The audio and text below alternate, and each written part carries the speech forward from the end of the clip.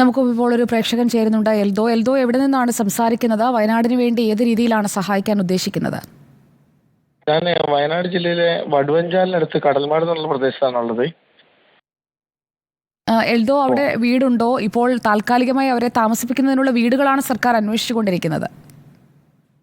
വീടുണ്ട്,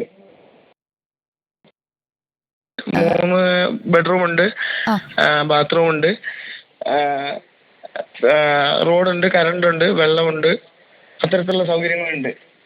ഒരു വർഷത്തേക്കൊക്കെ വിട്ടുകൊടുക്കേണ്ടി വരും. അപ്പോൾ വാടക വാങ്ങാതെ കൊടുക്കാനാണോ? എങ്ങനെയാണ് എൽദോ ഉദ്ദേശിക്കുന്നത്?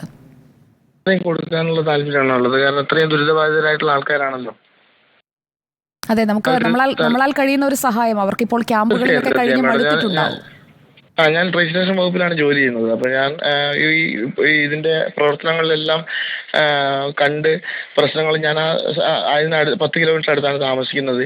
അപ്പൊ അതിന്റെ പ്രശ്നങ്ങളെല്ലാം ഡയറക്റ്റ് ആയിട്ട് കാണുന്ന ഒരാളാണ്. അപ്പൊ അതുകൊണ്ട് തന്നെ നമുക്ക് അവരെ സഹായിക്കാൻ ഏത് തരത്തിൽ കഴിയുമോ ആ തരത്തിൽ സഹായിക്കണം എന്ന് വിചാരിച്ചിരിക്കുന്നത്. വളരെ നന്ദി. ഒരു കാര്യം കൂടെ ഒന്ന് സൂചിപ്പിച്ചോട്ടെ. പറഞ്ഞോളൂ. നമുക്ക് ഈ വയനാടിനെ സംബന്ധിച്ചുള്ള വലിയ 2 പ്രശ്നങ്ങൾ നമുക്ക് നല്ല ആശുപത്രി ഇല്ലാത്തതും ഒരു റെയിൽവേ ലൈൻ ഇല്ലാത്തതുമാണ്. നമുക്ക് മാഡം തന്നെ ശ്രദ്ധിച്ചിട്ടുണ്ടാവും, നമുക്ക് മിലിറ്ററി അവിടെ ആ സർവീസ് കിട്ടാൻ നമുക്ക് എത്ര മണിക്കൂർ എടുത്തു എന്നുള്ളത്. അപ്പൊ ഇപ്പോ ഒരു സർവേ ഒക്കെ കഴിഞ്ഞ് നിൽക്കുന്നുണ്ട്. അപ്പൊ ഈ വാർത്തയിൽ ആ കാര്യം കൂടെ ഒന്ന് സൂചിപ്പിച്ചാൽ നന്നായിരിക്കും. കാരണം ഗതാഗത സൗകര്യം ഇല്ലാതെ നമ്മൾ ബുദ്ധിമുട്ടുന്നതിന്റെ പ്രശ്നം മാഡത്തിന് തന്നെ ഇവിടെ വന്നപ്പോൾ മനസ്സിലായിട്ടുണ്ടാവും. കാര്യം എത്ര മണിക്കൂർ എടുത്താണ് നിങ്ങൾ തന്നെ ഇവിടെ എത്തിയിട്ടുണ്ടാവുക. അപ്പൊ ഈ മിലിറ്ററി കടന്നു വരാൻ വേണ്ടി നമ്മൾ എത്ര മണിക്കൂർ നമ്മൾ ചുരം ബ്ലോക്ക് ചെയ്ത് വെക്കേണ്ടി വന്നു. അപ്പൊ ഇതൊക്കെ ഈ ഒരു ചുരം ബ്ലോക്ക് ആകുമ്പോൾ ഞങ്ങളുടെ എത്രയോ ജീവനുകളാണ് ഈ ചുരത്തിൽ പൊലിഞ്ഞു പോകുന്നത്. തീർച്ചയായും എൽദോ, അന്ന് ഇക്കാര്യം അങ്ങോട്ടേക്ക് വരുമ്പോൾ, അതായത് ഈ ഉരുൾപൊട്ടൽ ഉണ്ടായ ദിവസം ചൊവ്വാഴ്ച രാവിലെ ഇവിടെ നിന്ന് ഒരു 10 മണിക്ക് തിരിച്ചിട്ട് അവിടെ എത്താൻ വൈകുന്നേരം ഏകദേശം 4:30-5 മണിയായി. അപ്പോഴാണ് എനിക്ക് അവിടെ എത്താൻ കഴിഞ്ഞത്. ഈ ഒരു കാര്യത്തെക്കുറിച്ച് ആ ചുരം കയറുന്ന വേളയിൽ എൻ്റെ മനസ്സിലും വന്നിരുന്നു. കാരണം നല്ലൊരു ആശുപത്രി ഇല്ല.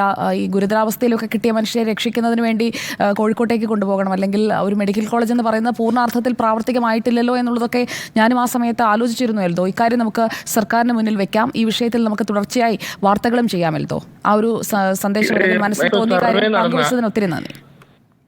സർവേ നടന്ന റെയിൽവേ ലൈനിന്റെ കാര്യത്തെ കുറിച്ച് കൂടെ ഒന്ന് പ്രൊമോട്ട് ചെയ്യാൻ ശ്രമിക്കണം. അത് വയനാടിന്റെ ഒരു വികസനത്തിൽ വലിയൊരു കാര്യം തന്നെയാണത്. അപ്പൊ അതുകൊണ്ട് ഞങ്ങളാവുന്ന സഹായങ്ങളൊക്കെ ചെയ്യുന്നു. റിപ്പോർട്ടറിന്റെ ഭാഗത്തു നിന്നുള്ള എല്ലാ സഹകരണത്തിനും നന്ദി. വയനാട്ടുകാരനെന്ന നിലയിൽ വളരെയധികം നന്ദിയുണ്ട് നിങ്ങളുടെ പ്രവർത്തനത്തോട്. ഞങ്ങൾ എപ്പോഴും സഹകരിക്കാൻ തയ്യാറായി തന്നെയാണുള്ളത്. ഓക്കെ, നമുക്ക് ഒന്നിച്ച് നിൽക്കാം എൽദോ. നമ്മുടെ നാടല്ലേ, നമ്മൾ പലയിടങ്ങളിൽ താമസിക്കുന്നവരാണെങ്കിലും ഞങ്ങൾക്കും ഇപ്പോൾ സ്വന്തമാണ് വയനാട്.